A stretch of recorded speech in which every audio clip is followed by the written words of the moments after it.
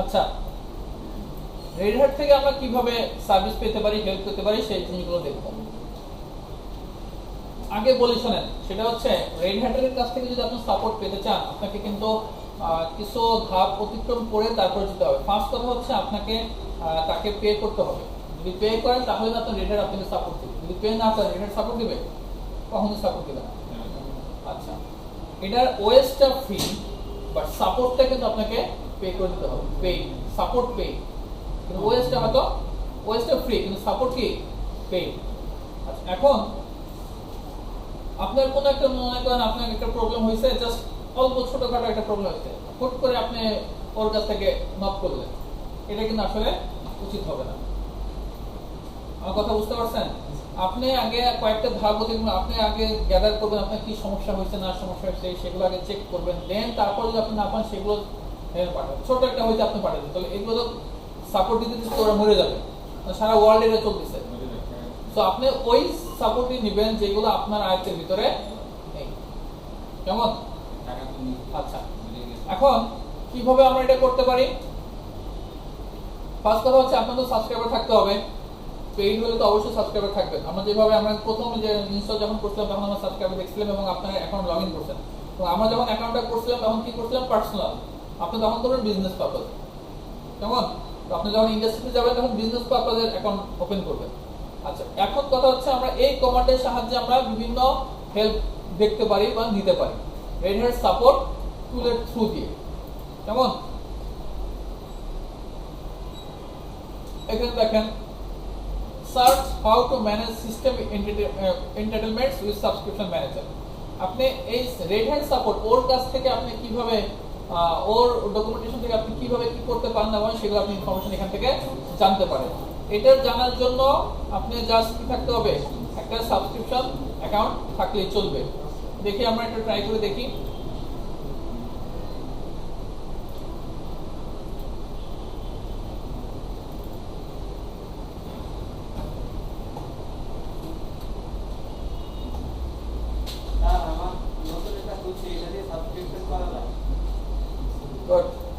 তাহলে আমরা কি লিখবো?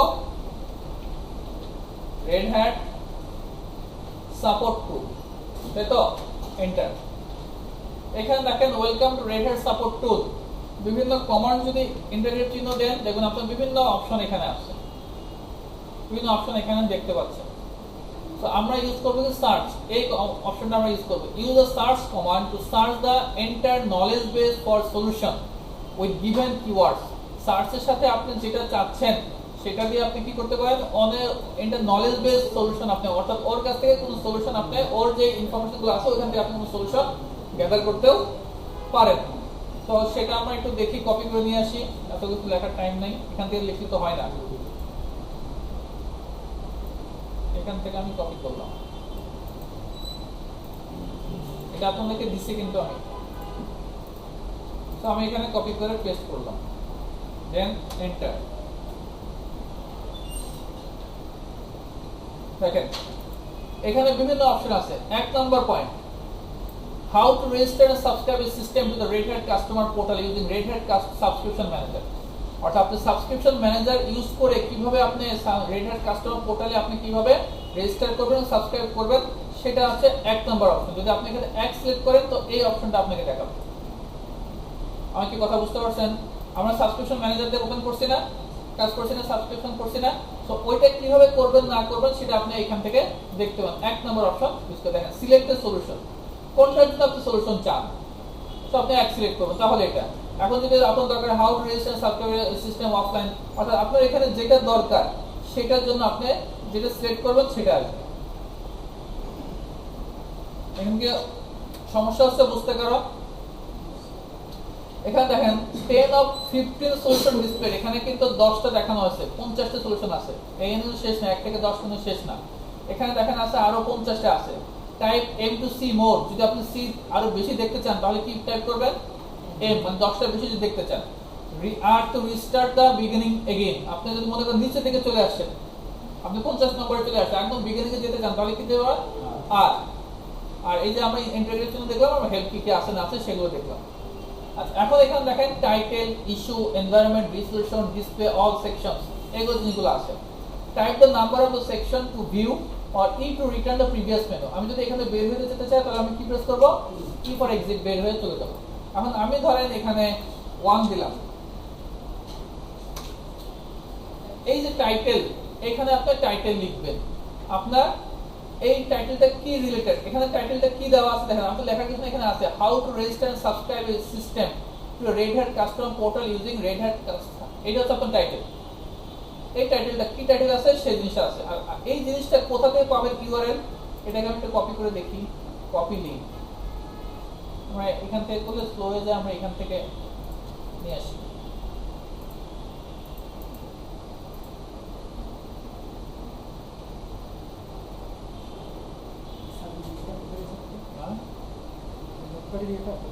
এই দেখেন, how to register and subscribe a system to the rated customer portal using rated subscription manager। এখানে দেখেন এই সলিউশন, বিভিন্ন সলিউশন এখানে দেওয়া আছে। এই যে এই কমান্ডের সাহায্যে আমরা করছিলাম না, মনে আছে? এই জন্য পাসওয়ার্ড আমরা পরে দিছিলাম, একসঙ্গে দেওয়া যায়। আমরা এই যে এইটুকু দিছিলাম, তারপর অটো অ্যাটাচ দিছিলাম, এইটুকু আমরা পরে দিছিলাম। এটা একসঙ্গে আপনি দিতে পারেন, কোনো সমস্যা নেই। তো এখান থেকে কিন্তু আপনি সলিউশনগুলো পাচ্ছেন যে আপনি যদি এটা করতে চান, এটা যদি করতে চান তার সলিউশন কি, সলিউশনটা সে আপনাকে এখান থেকে দেখাই দিচ্ছে। ক্লিয়ার? তো খুব সুন্দর কিন্তু আপনার সম্পূর্ণ ডকুমেন্টেশন কিন্তু এখানে আছে। তো এখান থেকে আমি একটু বের হয়ে যাই, কিউ দিয়ে বের হয়ে গেলাম। টুতে ইস্যুগুলো কি, কোন কোন ইস্যুর কারণে আপনি এই 1 নম্বর টাইটেলটা কাজ করবে অ্যাকচুয়ালি সেটা হচ্ছে এই যে এখানে how to register new rated interview Linux system. আপনি কিভাবে নতুন একটা ইন্টারভিউ লিনাক্স সিস্টেমটাকে কাস্টমার পোর্টালে ম্যানেজার থ্রু দিয়ে আপনি রেজিস্টার করবেন, আর রেজিস্টার কিভাবে করবেন। তারপর register rated enterprise server two specific subscription using it's full ID. এই ইস্যুগুলো হলে আপনি এই 1 নম্বর টাইটেলটা ইউজ করবেন। কিউ ফর, তো আশা করি বুঝতে পারছেন, বুঝতে পারছেন কিনা নেভিগেশন গুলো কিভাবে আমি ইউজ করব না করব। এটা যখন আপনি পরবর্তীতে কোনো প্রবলেমে ফেস করবেন এগুলোতে আসলে যেতে হবে। যেমন আগে এই জন্য বললাম কি, আগে নিজে আপনাকে সলিউশন করতে হবে, দেন তারপর যদি না পারেন দেন তারপর না আপনি রেড হ্যাটের কাছে পাঠাবেন। আগে আপনি দেখবেন যে রেড হ্যাটের কাছ থেকে আপনি যে এগুলো নিচ্ছেন সেগুলো আপনি পারতেছেন কিনা, ওর ডকুমেন্টেশন থেকে আপনি সলভ করতে পারতেছেন কিনা। কোন নোটপ্যাড, যে কমান্ডগুলো দেখাচ্ছি গতকালকে দিচ্ছি এটা। আচ্ছা আমি দিয়ে দিচ্ছি।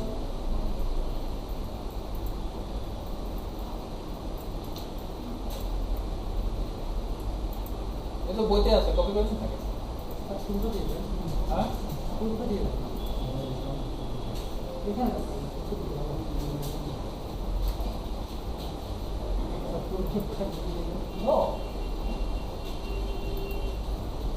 আচ্ছা, এখন এখান থেকে বের হতে হলে আমি কি প্রেস করবো? ই।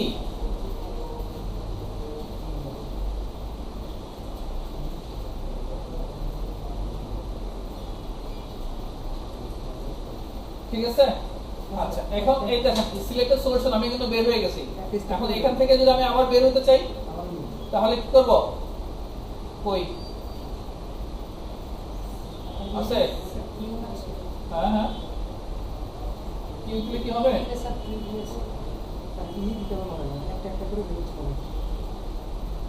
না দরকার নাই, কিউ বের হলো। ঠিক আছে, ওখান থেকে বের হলো, আমি কিউতে বের হয়ে গেলাম।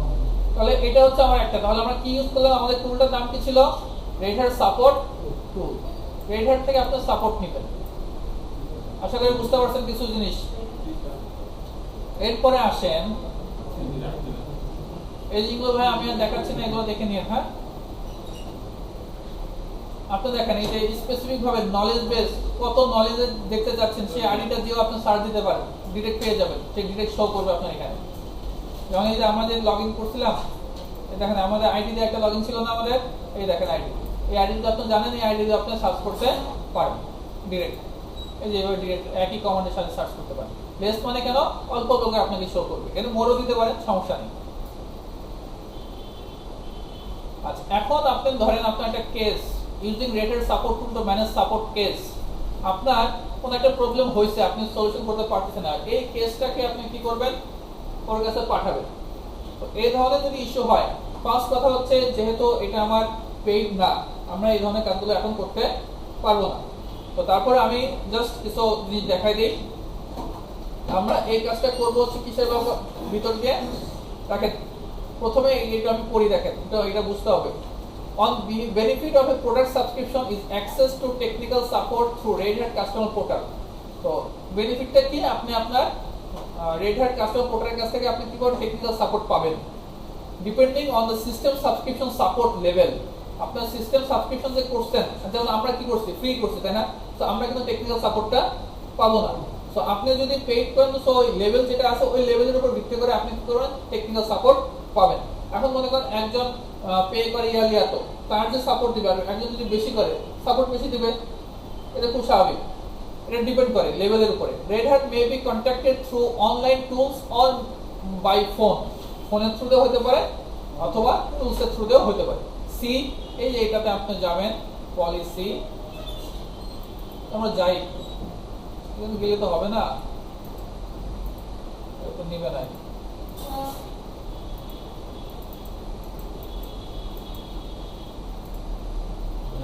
এই যে একটা অবস্থা,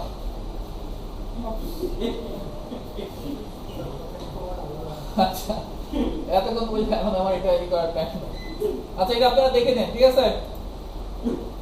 আচ্ছা এবার মনে করেন আপনার একটা বাগ হয়েছে, কোনো একটা প্রবলেম হয়েছে, বা আপনি মনে করতেছেন এই রেড হ্যাটের যেহেতু এটা ওপেন সোর্স, আপনি কোনো একটা প্রবলেম ফেস করছেন, বাগ পাইছেন, এই বাগটা আপনি রিপোর্ট করবেন আপনার রেড হ্যাটকে। তো preparing a bug report before contacting Red Hat support, Red Hat সাপোর্টের সাথে কন্ট্যাক্ট করার আগে gather relevant information for a bug report. আপনি কি করবেন, আপনার বাগ রিপোর্টটা আগে কি করতে হবে, গ্যাদার করতে হবে। আপনার কি প্রবলেম হয়েছে না হয়েছে সেগুলো কি করবেন, গ্যাদার করতে হবে। দেন ওই জিনিসটা তো পাঠাবেন। এখন সে কি বসে বসে আপনার মেশিনে এসে কি বসে বসে বসে কি গ্যাদার করবে নাকি? আমার কথা কি বুঝতে পারছেন? তো ডিফাইন দ্য প্রবলেম, প্রথমে কি প্রবলেমটা ডিফাইন করতে হবে। Be able to clarify state the problem and its symptoms, আপনাকে ক্লিয়ারলি প্রবলেম স্টেট করতে হবে এবং সিম্পটমসটা। Be as specific as possible, যতটুকু স্পেসিফিক ভাবে সম্ভব। Detail the steps which will reproduce the problem. আচ্ছা গ্যাদার ব্যাকগ্রাউন্ড ইনফরমেশন, তারপরে ব্যাকগ্রাউন্ডে কি ইনফরমেশন চলতেছে সেই ইনফরমেশনগুলো আপনি গ্যাদার করবেন। Which product and version is affected, কোন ধরনের প্রোডাক্টগুলো এবং কোন ভার্সনে আপনি অ্যাফেক্টেডটা পাচ্ছেন সেই জিনিসটা তাকে বলবেন।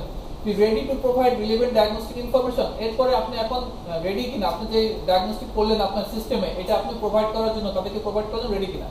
This can include output of sauce report, এই কাজটা আপনি কোন কমান্ডের সাথে করতে পারেন, সস রিপোর্টের মাধ্যমে করতে পারেন। Discuss later in this section for kernel problem.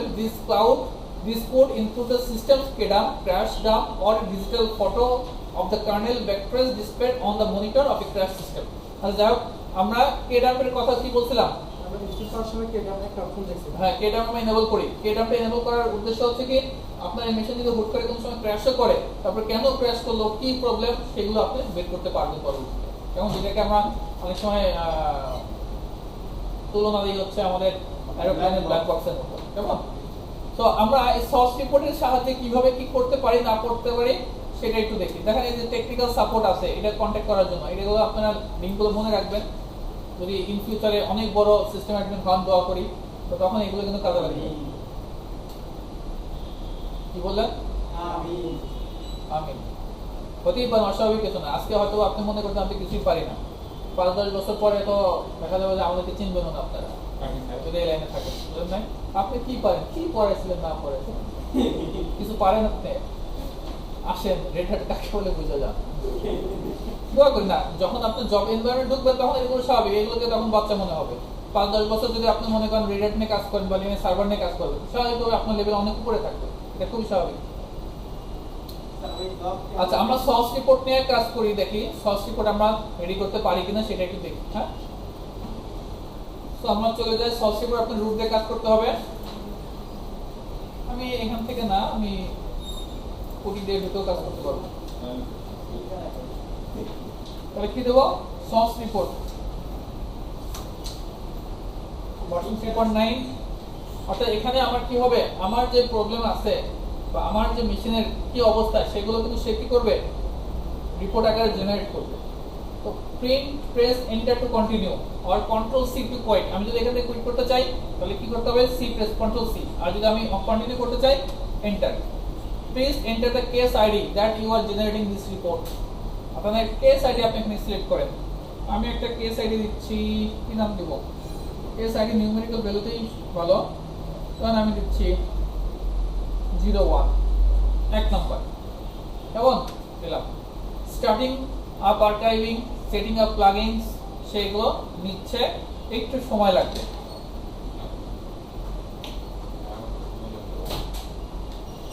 আপনারা করে ফেলেন।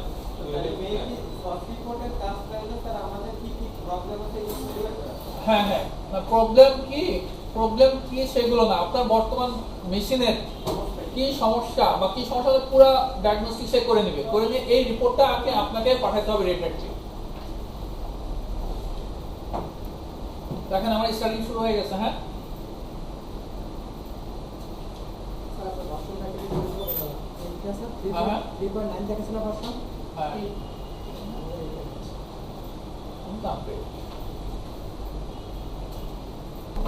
আচ্ছা, তাহলে সবার ক্রিয়েট করা হয়ে গেছে তো। এখন দেখেন তাহলে আমাদের এখানে দেখেন your source report has been generated and saved in, কোথায় সেভ হয়েছে? var temp source report itbd। এখানে দেখেন এই যে আমি যে ইউজার আইডি মানে আইডি নাম্বার দিছিলাম, কত দিছিলাম?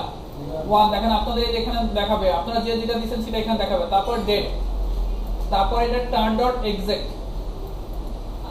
তো আমরা এই ফাইলটাতে যাই, এই ডিরেক্টরিতে আমরা যাই, cd দিয়ে ক্লিয়ার করি, cd var temp ফোল্ডার। এখানে আমাদের বেশ কিছু জিনিস আছে, তার মধ্যে আমরা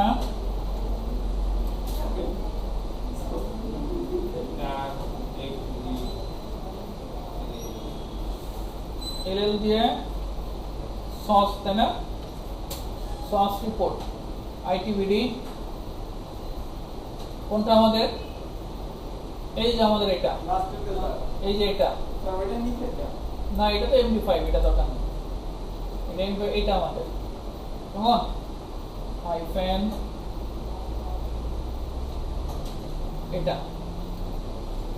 এটা হচ্ছে আমাদের এটা। এখন এটাকে আপনি দেখেন একটু, আপনারা এটা হচ্ছে এক্সট্রাক্ট ফাইল, লিনাক্স এটাকে কি বলে? এক্সট্রাক্ট করা ফাইল, সরি এক্সট্রাক্ট বলতে কি বলে, কম্প্রেস করা ফাইল। এটাকে আপনি যদি এক্সট্রাক্ট করতে চান, তার hyphen x for extract, v for verbs, ফাইলটা আপনি এক্সট্রাক্ট করবেন। কোন ফাইলটাকে এক্সট্রাক্ট করবেন? এই ফাইলটাকে এক্সট্রাক্ট করবেন, ঠিক আছে? এক্সট্রাক্ট হচ্ছে, আমি ভি দিলাম না, ভি দেওয়ার কারণে যে ফাইলগুলো এক্সট্রাক্ট হচ্ছে ভার্বস আপনি দেখতে পাচ্ছেন। আর ভি না দিতাম, জাস্ট ওখানে শুধু সে দিয়ে একটু থেমে থাকতো, পরে আউটপুট আর কিছু আসতো না, পরে লাইনে চলে যেত। দেখেন আমার এই যে আমি কোনো পাথ দেইনি কেন, দেখছো আমার এখানে কিন্তু সব এক্সট্রাক্ট হয়েছে, সব আমার এক্সট্রাক্ট কোথায় হয়েছে? এই ফোল্ডারের ভিতর। যেহেতু আমি এখানে জাস্ট আমি কমান্ড কি দিছিলাম, এখানে আমি এক্সট্রাক্ট করছি, আমি কোনো পাথ কিন্তু দেইনি। যদি আমি কোনো একটা ফোল্ডারের ভিতর আমি চাইতাম যে না এই ফোল্ডারের ভিতর তুমি এই এক্সট্রাক্টটা করো, তাহলে ওই ফোল্ডারের ভিতরে সব এক্সট্রাক্ট ফাইলগুলো আসতো। কিন্তু বুঝা গেছে কথা?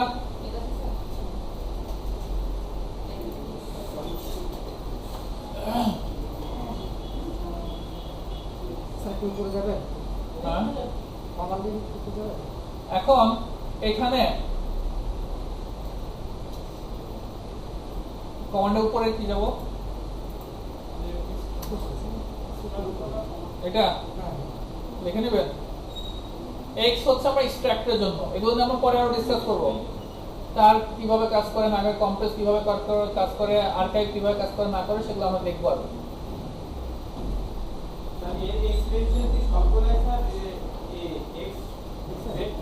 না এক্সজেড থাকে না, অনেকগুলোতে ডট টার থাকবে, অনেকগুলো জিজিক থাকবে, অনেকগুলো বিজেড থাকে, বিভিন্ন অপশন থাকে, টারের বিভিন্ন অপশন আছে। আচ্ছা দেখেন আমি যেই রিপোর্টটা আমি জেনারেট করলাম, হ্যাঁ এই রিপোর্টটা যদি আমি অ্যাটাচ করতে চাই, তাহলে আমরা এই কমান্ডটা এক্সিকিউট করব। রেড হ্যাট সাপোর্ট টুল এর থ্রু দিয়ে অ্যাড অ্যাটাচমেন্টে অ্যাড করব, এফটিপি থ্রু দিয়ে কাউন্ট নাম্বার কত, আমরা যেই আমরা আইডি নাম্বার দিয়েছিলাম না, সেই আইডি নাম্বারটা কোথায় আছে সেই ফাইলটা এখান থেকে দেখা যাবে। তাহলে আমরা করি,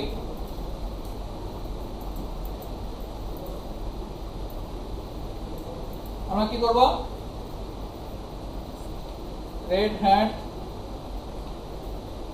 সাপোর্ট টুল দিয়ে আমরা কোথায় ছিল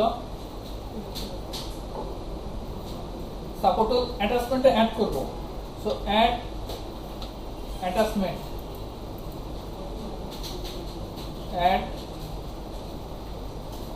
অ্যাটাচমেন্ট আসে না লিখে দিতে হবে অ্যাটাচমেন্ট হাইফেন ইউজ কোনটা এফটিপি থ্রু দিয়ে হাইফেন কাউন্ট আমরা কত দিলাম 01 তাই না 01 এবার এটা কোথায় আছে সেই লোকেশনটা কোথায় আমাদের ছিল ভারের মধ্যে তারপরে ছিল কি ভার